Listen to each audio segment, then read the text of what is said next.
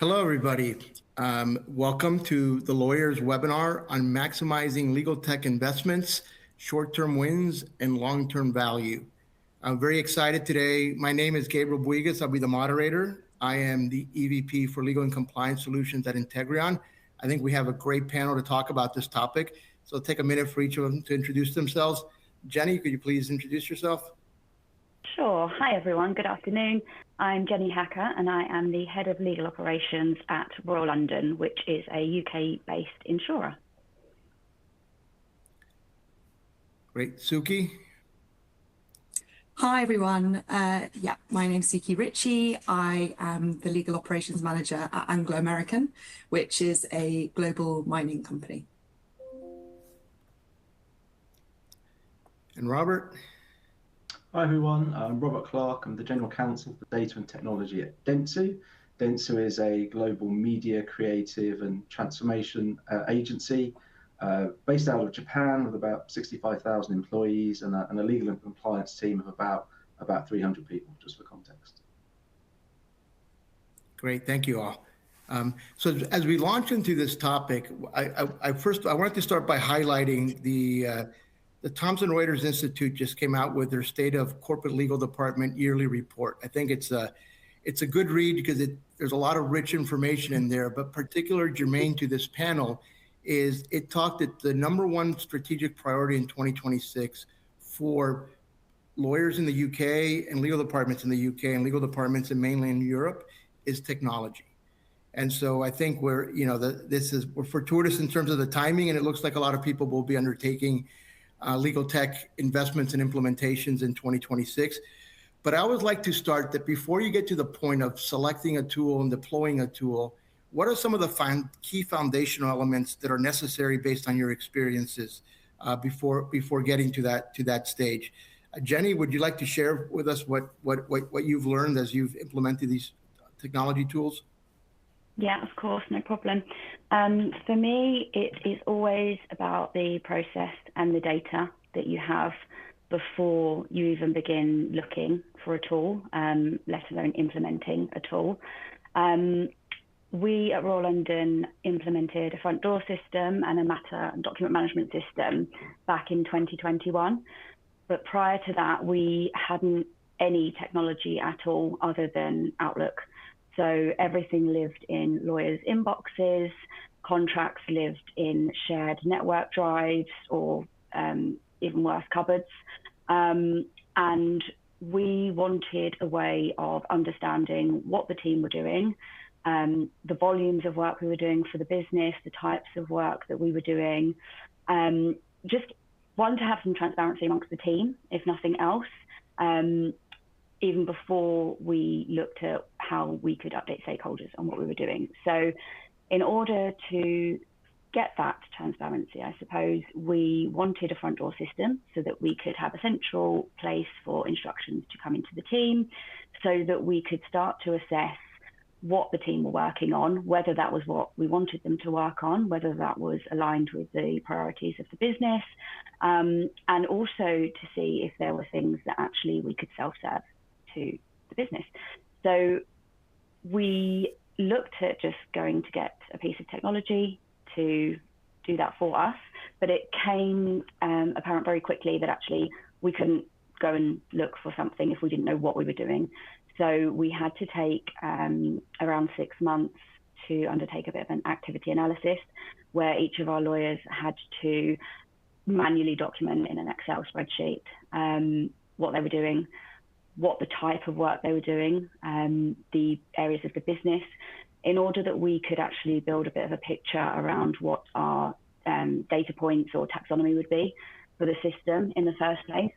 We also had to think then about how we wanted the process to work in terms of instruction, triage, allocation. Who did we want to do which type of work? Where did we want the work to come in from, and which teams were going to pick it up?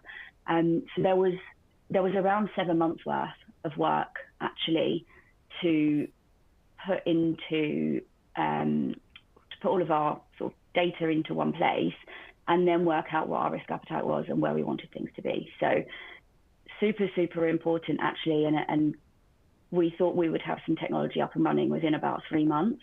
And it actually took the best part of a year to even get to the point where we could go and look for a provider. Thank you, Jenny. But it's a critical point you're making, right? Even if it delays the deployment of new technology, if you don't understand the process and what the work that's coming into the legal department, it's really hard for a technology solution to drive the outcome you were looking for to begin with. And I know, Robert, at dentsu, you have some thoughts about what, before embarking on a new tool, maybe trying to leverage what you already have. You want to talk to us a little bit about how your approach with legal tech?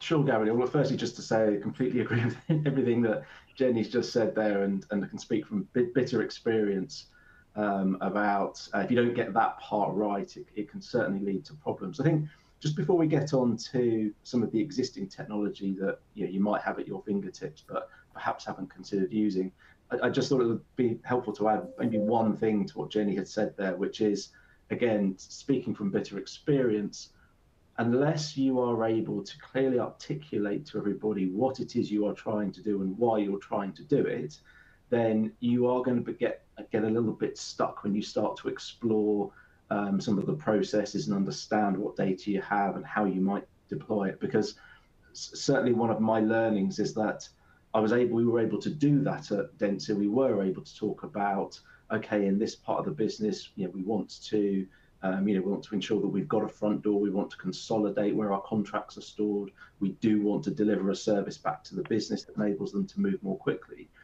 But we perhaps didn't articulate it or share our broader vision with the wider legal and compliance team, which meant not everybody fully bought in. What that meant was that as we were, once we got through various stages, we did start to implement something. We had to do a little bit of catch-up work to ensure that everybody was bought into that. It's an oft-used term, but that vision about what we want to achieve. Having said that, we did have pockets of innovation already at dentsu, and I think one of the points that we wanted to make here was that before we made any investment, we explored what capabilities we already had within the business. So, dentsu operates across multiple markets and have made significant investment in an HR, ERP, and in a technology front door and in its Microsoft stack.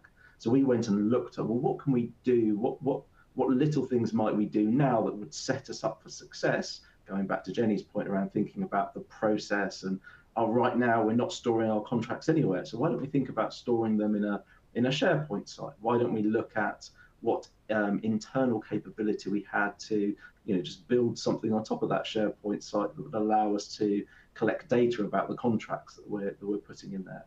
Our technology team already use a front door. Is it appropriate? Is it cost effective? Can we align to our broader technology strategy and use enterprise grade tools rather than looking for a single point solution that would just service legal?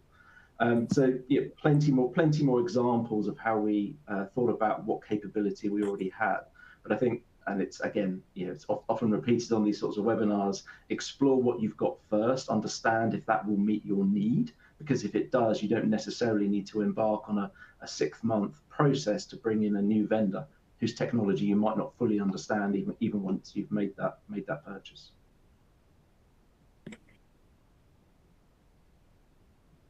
Robert, for that. Suki, how do you think about some of these foundational elements that are critical before you move to a tech investment? Yeah, so I mean, from my perspective, I'm totally in agreement with what both Jenny and Robert have said, unsurprisingly, but and absolutely, I think to Robert's point around thinking through leveraging what you already got, I think the first question we've started to make sure that we ask when thinking about technology is not what should we buy, but what are we underusing at the moment, exactly to that point. But I think there's the other piece of the puzzle is that any tech change is always going to be a people change, and you have to lead with your people at the sort of at front of mind, and that obviously starts with understanding the as is and truly listening to the problems and pain points of the team and looking to solve for those, but also making sure that you're securing the right type of executive sponsorship at the leadership level, and that is true sponsorship and not just an approval. So there's a difference between the leadership team saying yes to funding something versus the leadership team being actively involved in helping to reinforce adoption and prioritization of that initiative. And so having that sort of executive champion can really unblock resourcing to help with implementation. It can help drive behavior change across the team as and when that's required, and also can help sort of ease any cross-functional friction depending on what type of technology it is.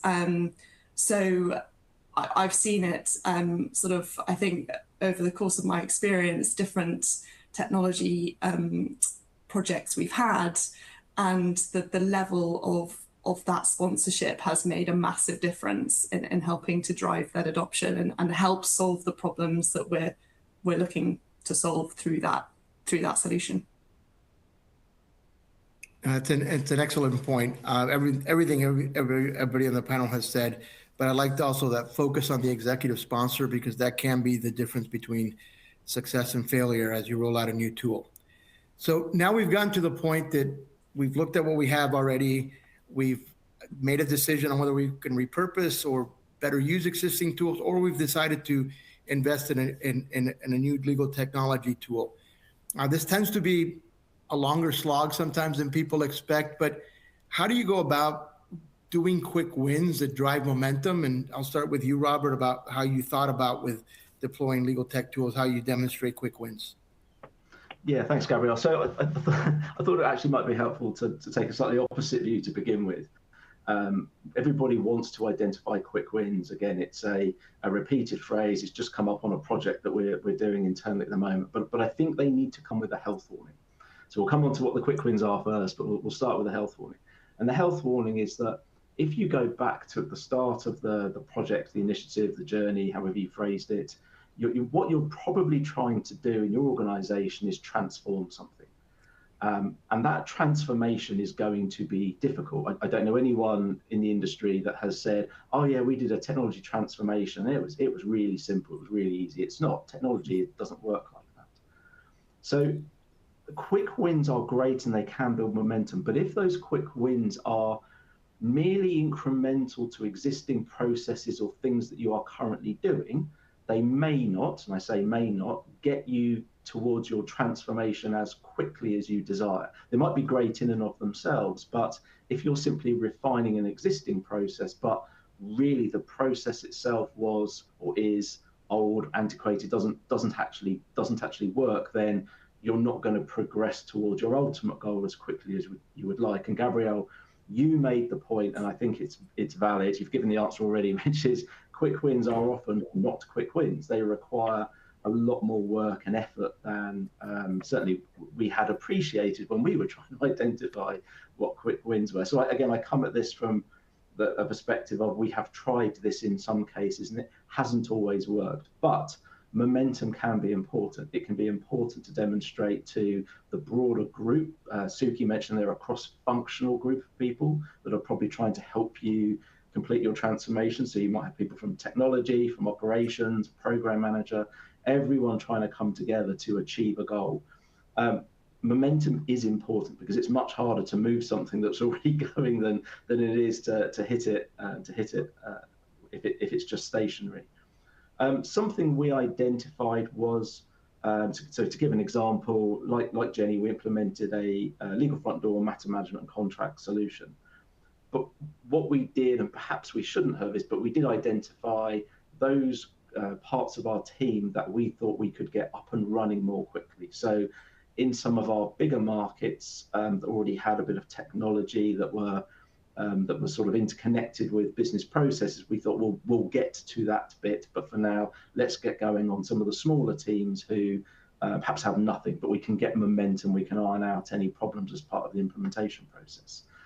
That did have some success because what it meant was some groups of people could work out where the problems were for example, in a matter management solution or in an intake form, understanding what information you're capturing and where it's going. Is it useful? Do we actually need to capture it? Is the end user experience for a much smaller group of business people, is it working? Because if it's not, we don't want to deploy the solution to a much bigger group of users and then find out that something isn't quite right. Now, I say these are quick wins, and they were, but it meant that we did rather kick the can down the road on the bigger markets where some of those challenges, I'm afraid, just did come to light. It was inevitable. So there were some wins there for us, but I think I would come back to our learning, which is work out what your biggest problems are first, and then try and understand if that's really where your energy should be focused. But anyway, I'll pass back because I'm sure others have got some actual better examples of quick wins. Oh, thank you, Robert. Suki, what do you think about the topic on how you roll out these projects and look for quick wins or otherwise? Yeah, so I mean, I totally agree. In terms of how I try and think about quick wins is it's not necessarily about speed, as you say, Robert, but it's about credibility and building credibility momentum in a meaningful way. And so the things that have worked for us in terms of sort of identifying quick wins is choosing use cases that are visible to the lawyers on the team. They're frequent, so they're not just the sort of edge cases, but they're also measurable within months and not like sort of years. And so if you manage to identify use cases that cover those bases, you can start to build the story around what you're achieving. And so some of the examples, I guess from a matter management perspective, it might be the consistent intake and categorization, or just basic reporting that the lawyers can actually use and start to generate insights for themselves, not just from a leadership team perspective and not just from an ops perspective, but also for their own work. In terms of sort of CLM type tools, it's probably the high volume templates and the simpler, less complex approval workflows. So, I mean, it's trying to sort of build, as you say, Rob, sort of building that momentum via the credibility piece. And I think being very purposeful about the types of use cases that you're choosing for those sort of smaller scale deployments is really important. And then the only other thing I would also say is just setting realistic expectations. So one of my lessons is not over-promising, and over-promising can damage trust. And that obviously does not help with credibility. So just being explicit with relevant sort of stakeholders that early versions may not be perfect, but that benefits compound over time. We will learn together and we will build something that's better at the end.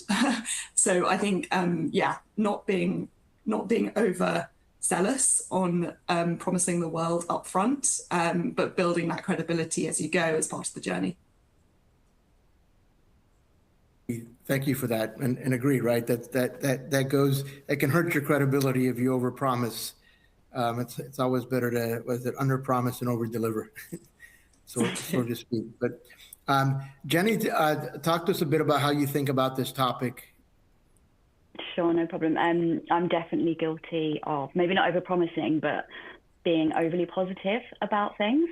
So I'm not myself a lawyer. So I often come at things with enthusiasm, energy, excitement about these new amazing tools. The lawyers not so much. So they obviously want to know how accurate is it going to be, and how much of my work is it going to do versus will it take away from me, and is that the type of work that I actually want to keep, because I quite like that work. So back to the point of the question, Suki mentioned a couple of times pain points. So at the beginning of any sort of tech journey, I suppose, as well as working out what the big problems are, it's always a great idea to work out what the niggly pain points are, the things that cause friction in everyone's days, on a daily basis, the things that become the small irritations that actually make you feel like you actually can't even do your job for the day. And my quick wins are often linked to those pain points. So pain points for the ops team, the lawyers, the business.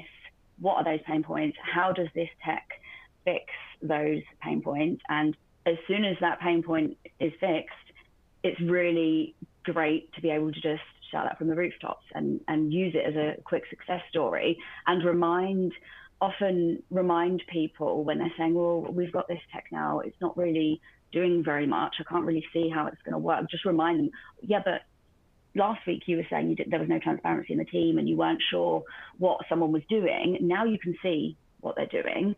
So now what's your irritation? And then you just have to tease out the next bit of irritation and then explain to them how the tech can support with that. So the momentum piece, the credibility piece, absolutely yes. I think also on top of that, something that's really important is remembering, as Suki said, like it's a people journey. And if you approach it people first, you can make sure that you are telling the right story to the right people at the right time. So part of the sort of comms and planning piece that I usually do, tech or other change, is alongside my comms plan, I will have a success journey plan. So I will map out at the beginning when we're going to communicate with different stakeholders and also what we would like to tell them by way of success at that point in time, even if we're not sure if it's achievable at that point, because we don't know until we've got the tech in and we start using it and we develop it. Have those successes sort of pre-planned in your head. It's a bit of a psychological thing as well, right? Because you think, how great is it going to be when I can tell them that we've achieved the success? And also you can better explain the art of the possible and the vision, I suppose, as Robert mentioned earlier. You can sort of explain it better by saying, when we get here, we hope to have this and we hope to have that. And often when you're working with the technology providers, they are, updating and changing their tech as they go. So in some cases, when you reach that success point, you've actually, as we said earlier, you've over-delivered because you've worked with the tech provider to improve what you thought you were going to deliver along the way. The only other thing I'd add, I suppose, is if it's a huge change, a big piece of technology, or you feel there's going to be significant challenges in certain areas, it's always a good idea to look at implementation partners. We've worked with a number of our law firms and our alternative service providers, actually, often on a value-add basis, to get some additional support in terms of how should we structure this or what should we be asking. I think that's a really good, if budget isn't expendable, it's always a good way to get some extra support.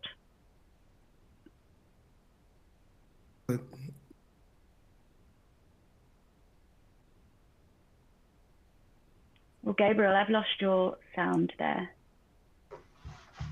Sorry, how about now? Yeah, got it. Yeah, yep. No, sorry about that. I think great insight from the panelists around now that you've launched and how do you get buy-in, get some quick wins, and even deal with some of the change management challenges that are inevitable when you change anything. It's a new process. But now one of the challenges I think that almost everybody struggles with is how do you demonstrate the longer term value or ROI from investments? And I'm going to go refer back to the Thomson Reuters report. One of the most interesting statistics that came out of that report was the gap between the way legal leadership viewed they contributed significantly to the success of the company, which came out at about 86%, and the view from the C-suite of the significant contributions of the legal function, which came out at about 17%. Significant. There's a significant number that did see value at a moderate level. My view of I'd been in-house for a long time before my current role, is that there's a lot that the legal function is doing to drive value to the business. That some of it is, how do we represent it? How do we communicate it? How does it get digested by the other functional leaders? So I'm curious in terms of how you guys have thought about this issue of how you manifest and represent value of what you're accomplishing, not only to your own legal teams, but to the broader enterprise. With that, Suki, I'm going to start with you on that question. Yeah, thanks, Gabriel. I guess to that point from the report, which is quite staggering statistics, at Anglo, we actually look to try and quantify the value that legal contribute to the business at a top line each year, which involves a number of rather complex methodologies, which we are continuing to refine year by year. But I guess that's our sort of way to try and tackle that discrepancy between some of those statistics more generally. But I guess in terms of sort of more on the technology side, the return on investment question in legal it's not just to do with cost. And I think it's thinking about what the broader return is and what contributes to that. And so I guess from a technology implementation perspective, the way that we look at long-term value is whether we are improving the sort of productivity and capacity of the team. So are lawyers spending more time on judgment-based, strategic work where our in-house team, we feel can really add true value to the wider business, as opposed to the sort of busier, less complex potentially work, and whether they're able to focus on that strategic advice. So they're spending less time on, whatever sort of lower complexity tasks they may be, such as searching for things, rekeying data, I don't know, whatever it might be, but trying to pull them up into that high complexity work. And then also around generally sort of a key KPI, I guess, from a business perspective is our responsiveness to their needs as a legal team. So making sure that we're delivering faster turnarounds, whether that could be in the contracting perspective, but also providing clearer insights to the business on those complex issues. So that's sort of the other area. And then obviously there is the cost piece, which you can never get away from. So being clear around what those specific cost KPIs are, whether you're able to reduce external counsel spend because you've implemented this technology, or you've managed to reduce the number of surprises in a transaction because you've managed to improve visibility and reduced sort of bad outcomes in litigation. Those are the types of sort of things that we try and think about. But as I said, it's definitely broader than just the sort of bottom line cost piece. Thank you for that. And it is right. It's hard also the balance between that quantitative and qualitative kind of metrics and how to communicate them. I will point out too that in the report, the number one impediment to delivering value that legal leaders identified was capacity. So thinking about freeing up capacity, I think, is a critical factor. And then how do you measure and communicate that can be the challenge. But Jenny, how do you think about this topic? It's really interesting, actually, and there's a piece in the report that speaks to this, because historically, I suppose, even up to last year, we as a team were using the output from our technology. So all technology will give you data and insights, which is super, super helpful on the one hand, but then you need to work out what to do with it. So we spent a couple of years just sort of creating reports which said, hey, we've done 100 matters for your area and it's taken this amount of time, and we're spending our time on things, numbers of things. But actually that doesn't really say very much. So the last year or so, we've been working quite hard as a team to turn those volumes and figures into business outcomes. So translating those things into not even how complex it was, because the business stakeholders, quite frankly, don't want us to tell them how difficult it was for us to produce something for them. they just want to know that where we've been, like moments that matter, I suppose. Where has legal's input really mattered, and where has it really driven a business outcome for them? So we are now relooking at some of our data sets and the way that we capture data to incorporate complexity like points, I suppose, so that we can turn that into, what level of outcome has that had. We are also updating our monthly dashboard, which our general counsel uses with our CEO, to move it away from just individual matter and legal risk updates into we're going to align it, I suppose, with the business scorecard and the outcomes that the business are looking for from a strategic perspective, and then feed in the legal elements of that rather than do it the other way around, which I think will help. I do think it all comes back to storytelling, though, and the way that we present things. And I think inherently legal as a function is very good at working really hard to get the right outcomes at the right times, but not very good at sort of celebrating those successes and speaking about them afterwards, because there's always new things coming in. So I think as an ops leader, a big part of my role is actually telling that story for the lawyers and helping them shape those narratives and presenting it and communicating it to the business in a way that works. And I think that's really tricky, because it does involve needing a lot of input from the lawyers, who aren't great at, saying I did this and I did that. Well, not openly anyway. So that's something I'm going to be working on this year, is how I can turn the data that we've got from our technology into something that's meaningful and really does demonstrate the value that the lawyers bring.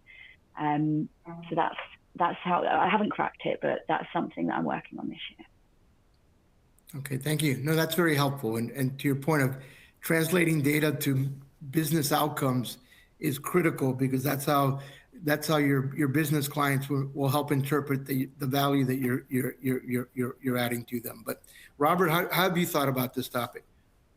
Yeah, thanks, Gabriel. I think this is multifaceted in how you talk about this. This isn't an easy one at all. So I think Jenny made a great point there. It's about storytelling, and also to her point, lawyers, not all lawyers, some lawyers, we don't grandstand, and there are of course some things that you can't talk about. That's not appropriate to sing from the rooftops about. But I do think there are some learnings. The first thing I'll say is that this, if you're a general counsel, if you're a head of a team, this is where you come in. This is where you start to become an advocate for your team or for somebody else's team. You start to use the relationships you have with your key stakeholders. So if you're the group general counsel and you're facing off with the group CEO, CFO, CIO, this is where you need to be that advocate to talk about not just the thing that we did, the thing that legal did, which is quite a mechanical thing, but again, Jenny made the point, the output, the result that we helped to achieve, and this was our part in it. We've seen some really good success at dentsu, and like everyone else, this is something we struggle with. When we take the opportunities that the business provides. So as an example, on a yearly or biannual basis, there are awards that you can submit an application for. And of course, legal putting in an application to say, we inserted a system that meant we went from 50 matters to 100 matters isn't going to win you an award.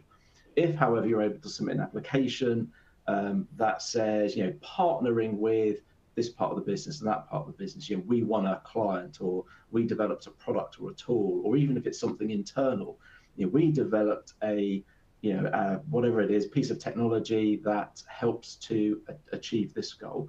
That's going to put you in a much better light than some of the raw data that, like everybody else, we focused on when we first got our hands on some technology that we thought was going to be brilliant.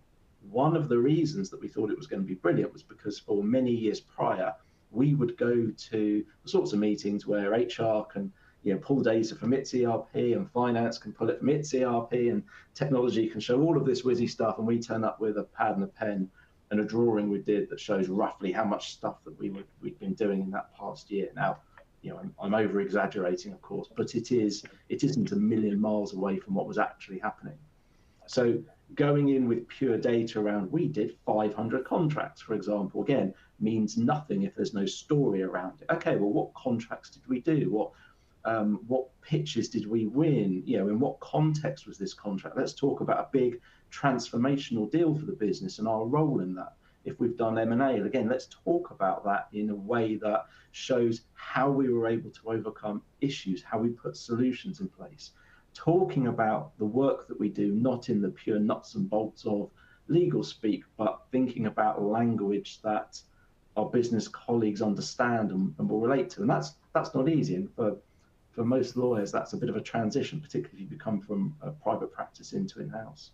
My sort of final thought on this, the multifaceted element, is that sometimes we assume in our capacity as legal lawyers, legal ops, ethics and compliance, that we know everything and that we should know everything. And the truth is, perhaps we could lean on others a little bit more to help with the narrative and the story that we want to put across. So, do we have a comms team? Can we talk to them about how we might use some of the different channels in our organisation to surface a bit of information? Can we talk to HR about, I don't seem to be getting traction in some of my meetings or my face-to-face where I should be able to do this. Can you help with that? Because again, that's part of the role that they play. Talk to the technology team to say, we've got this raw data, but it's a bit vanilla. How can we use graphics or visuals? How can you help us with your technology to visually represent something in a more meaningful way? And I think, again, if you can lean into those relationships, you again will be able to put a much clearer narrative around what it is you're actually trying to say, which is a bit more than just legal stories of amounts of stuff done. And that's a good advice from everybody on the panel, right? I think you take away from this, we all agree. I think the value of storytelling is always very significant in almost anything we do, but also how to translate the great work that's being done, how to translate the data you have to demonstrate business outcomes, because that's what really speaks to business leaders. To your point, do they care that you did 500 contracts?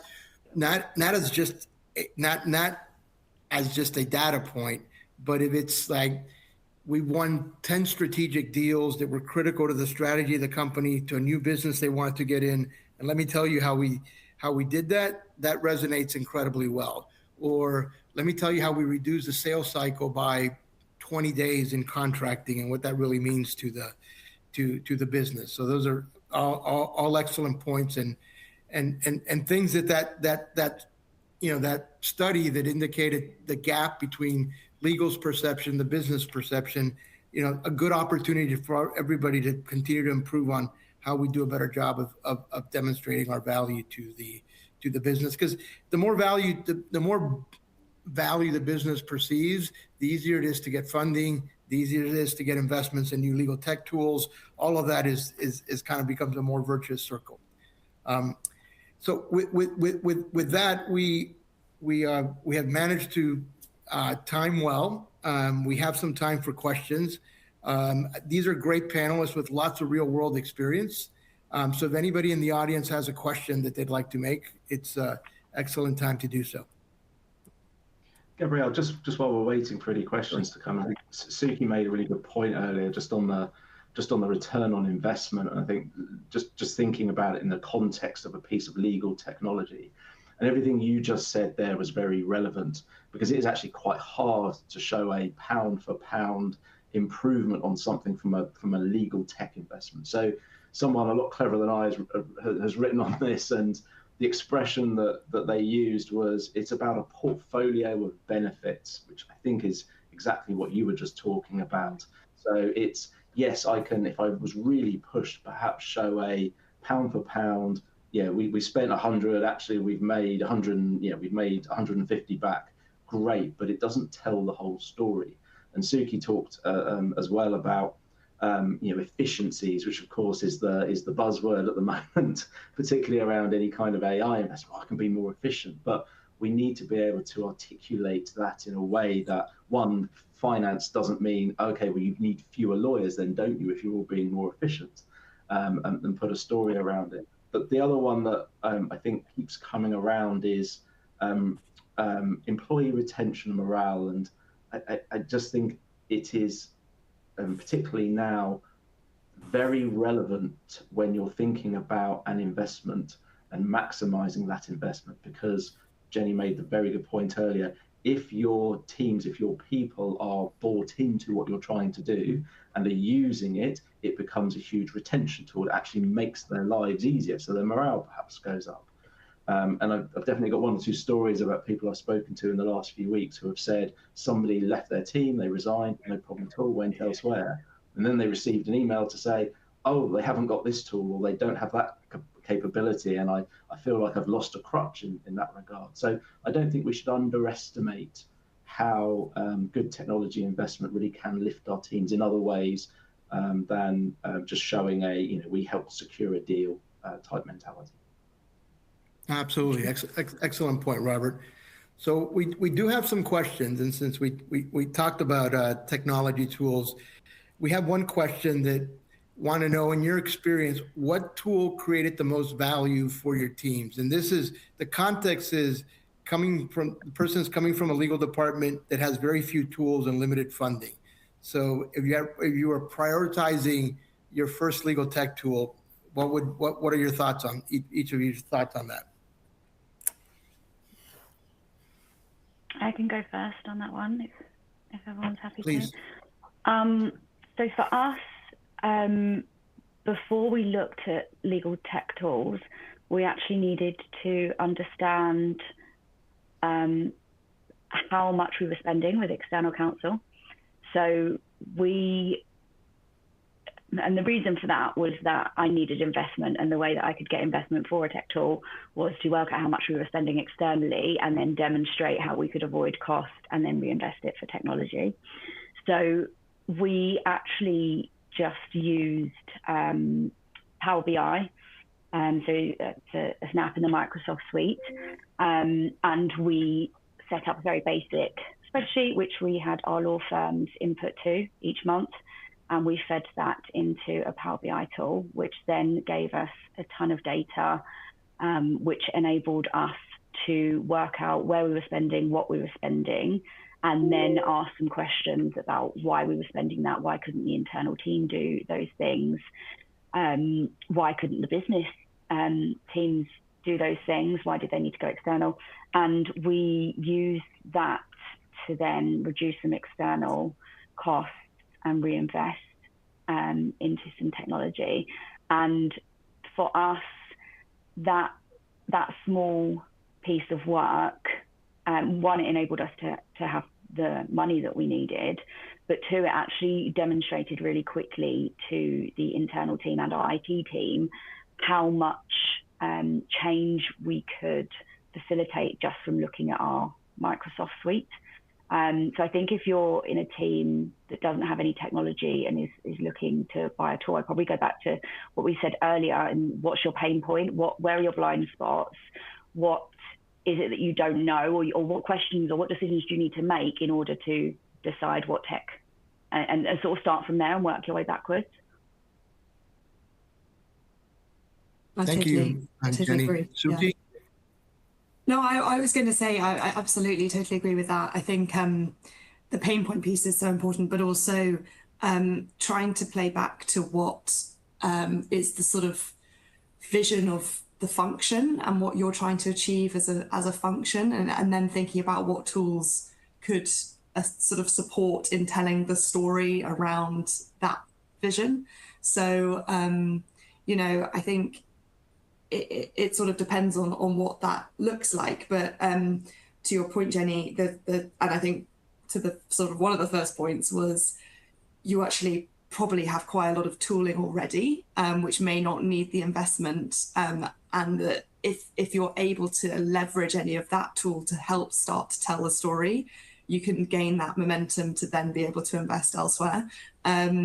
So, I mean, yeah, I think it's all around sort of either there's a trigger around needing to understand where your spend is at, what your cost base is at, to see where you could repurpose some funds, or it's being able to tell that story and finding the tooling to be able to do that.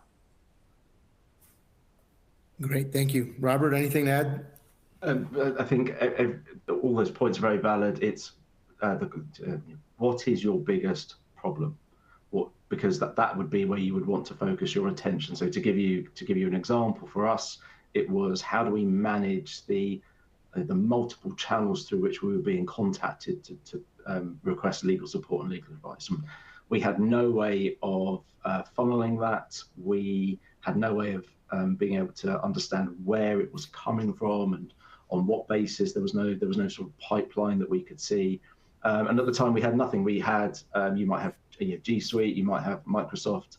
So we started using what we had available to us, and it's very crude, but to begin with, for certain parts of the business, we said, okay, we'll give you a dedicated inbox, so at least we can see all the requests coming in. Then we moved on to a Microsoft form. Then we moved to a SharePoint-based intake before we actually then invested in something, and that did help us iron out some of the practical difficulties that comes from doing that. But it also made us think a lot about, okay, so what information do we need to receive when we're bringing accepting matters into our team? It was very quickly followed by contract management. They were everywhere. Now that wasn't necessarily something that we could address in one easy move, so that did take a little bit of thinking and planning. But again, it's very easy to set up a SharePoint, Google Space, whatever it's called, type site, and then work backwards from that, which is to work out where your contracts are held and how do you get them in one place. Because if contract management is your biggest pain point and you do have limited funds, at least going through that process sets you up for when it comes to bringing in a partner to help. You know where all your contracts are, and perhaps you've been able to tag them or do something with that. So you're just better prepared for going back to maximizing the investment that you're hoping to make when it does come around. Great, thank you, Robert. Another question because I think we've touched on it, but I think it's so critical to everything we do from around legal technology and the broader topic of legal transformation is we touched a little bit on change management, but if you had one or two bits of advice around the key practice that helped with change management, what would you comment on? I don't know, Robert, we'll start with you on this one. Thanks. I was hoping you wouldn't. This is the $1 million question. This is the big one. So I'll just say a couple of points. This is a heavily cliched area as well. So I'll try and avoid that. In our experience, engaging with your teams in the right way was the hardest part. So we go back to the very beginning of the webinar where we talked about what is it you're trying to achieve, and are you able to clearly articulate that to everyone? Because if you are, then you stand a much better chance of making them your advocates for that change. And if they're advocates, and if you've got as it was mentioned earlier, the executive support, cross-functional executive support, if it's treated as a proper project, if it's aligned to a business transformation in and of itself, then it stands a much better opportunity to be successful, because it's not then about somebody in legal ops or somebody else sort of preaching, oh, you must do this. We've made this investment, you need to make it work. People need to have ownership of it. Now, that can be quite challenging, particularly if you're in legal ops, and I'm not, but I've seen it firsthand where you can have 50 different voices saying, oh, well, it doesn't do this, and it doesn't do it how I want to, and I can't use that, and I'm too old for this, and that took longer than it should have. And of course, all of those things need to be overcome. But it is much easier if, as an example, your group GC has got backing from the group, the CEO and the CFO. It's much easier if it's linked to again, cliche, strategic objective linked to a transformation. It's much easier if, as part of that, you've got it as an objective and as part of people's performance goals.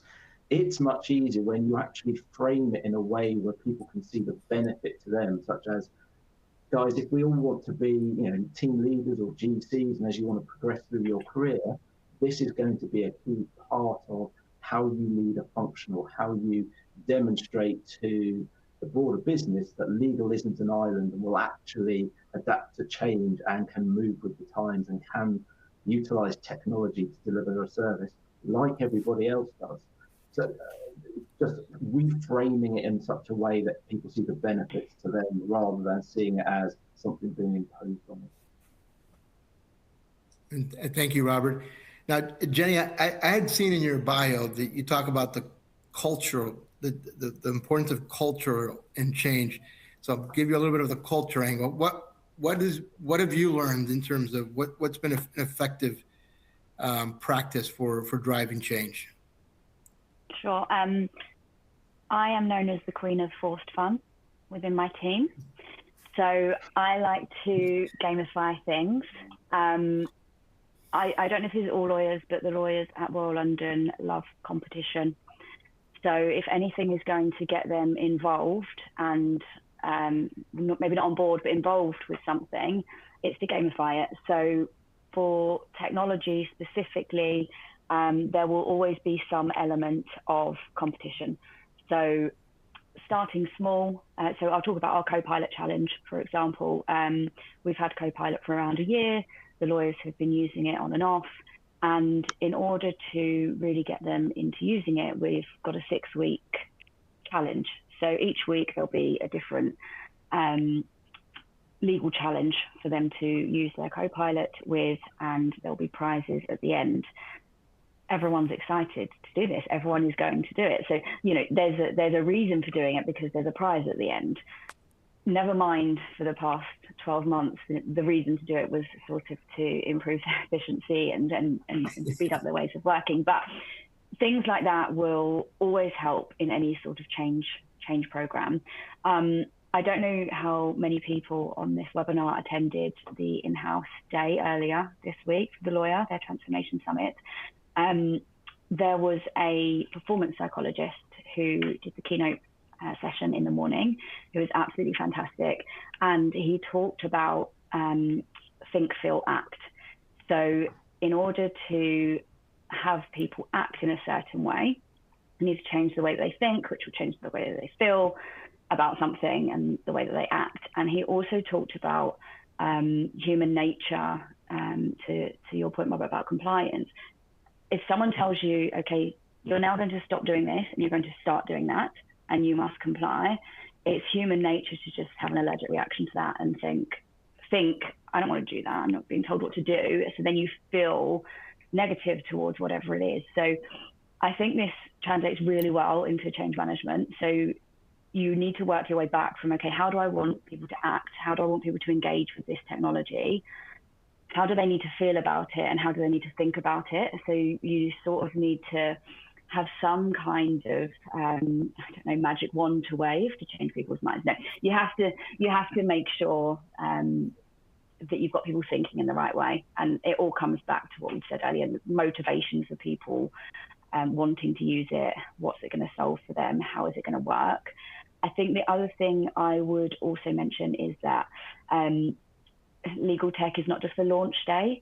So I think it's really easy to underestimate, once that tech is in, how much work you're going to have to do and how much change management and culture change is going to have to happen. So we implemented our first piece of technology in 2021. We are still today having the same conversations with the same lawyers about, well, this is why we're doing it. And, you just have to keep that story consistent, training refreshed, and constant reminders of, these are the outcomes we're having because of this.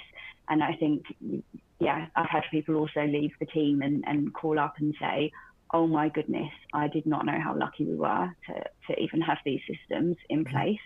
And actually people join the team and just, on day 2 come and say, this is amazing. I cannot believe, I've not worked with an ops department. I've not had any technology before. This is brilliant.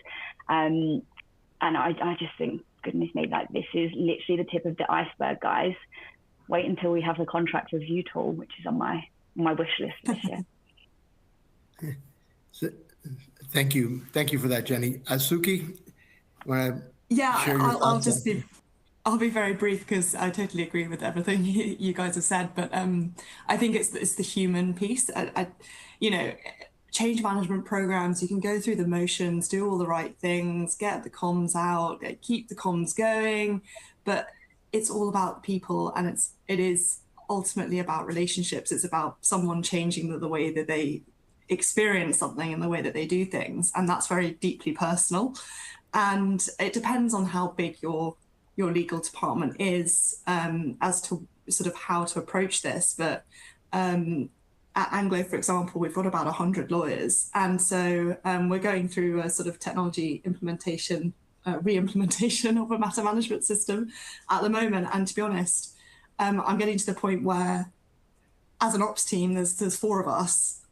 We need to be like one-to-one understanding and listening to each member of the team. And it's long and laborious, and it feels like, you know, surely there's a quicker way of doing this. But sometimes that relationship piece is what can get something over the line, and it just really help to understand. But firstly, for whoever's designing the tool to truly understand what needs to be done. But secondly, for the person on the other side whose life is changing through this tool, to understand why and really feel that for them, as Jenny, you said. So yeah, I would just say from my experience, the relationship piece is super important. No, absolutely, and thank you for sharing that. I think we're almost at the top of the hour. I do want to thank the audience for sticking around. I think I want to thank the panelists for what I thought was a really rich dialogue around these topics. I thought lots of good ideas, lots of practical advice on how to tackle legal tech and implementation, and generally how to communicate value to the organizations. I want to thank the lawyer, but I want to thank the panelists for your time. Thank you, Jenny. Thank you, Suki. Thank you, Robert. And thanks to the audience, and everybody have a wonderful day. Thanks, everyone.